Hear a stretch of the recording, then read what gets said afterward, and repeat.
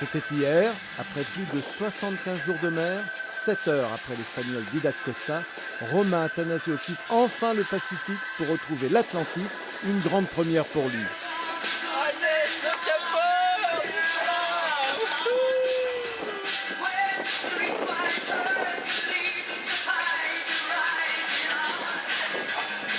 Désormais en tête de course, Jérémy Bayou aborde un final compliqué, le vent est aux abonnés absents. C'est hyper dur de faire avancer le bateau.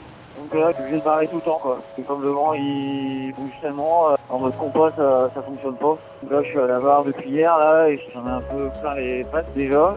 Il va falloir être quand même hyper attentif dans les conditions légères que je vais avoir jusqu'à l'arrivée, quoi.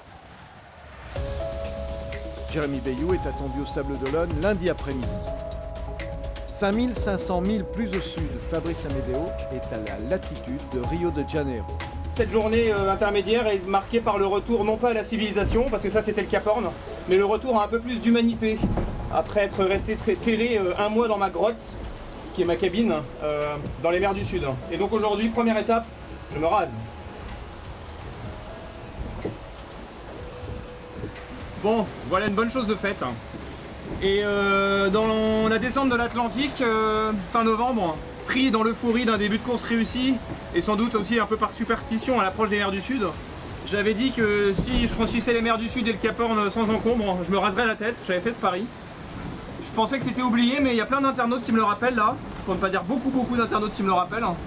Donc je crois que je vais devoir faire ce que j'ai dit. Et voilà, mission accomplie, crâne rasé, barbe rasée. Le contraste entre avant et après est quand même assez saisissant. Et me voilà maintenant d'attaque pour le sprint final vers les Sables d'Olonne. Sprint final qui va quand même durer 3 semaines, hein, patience.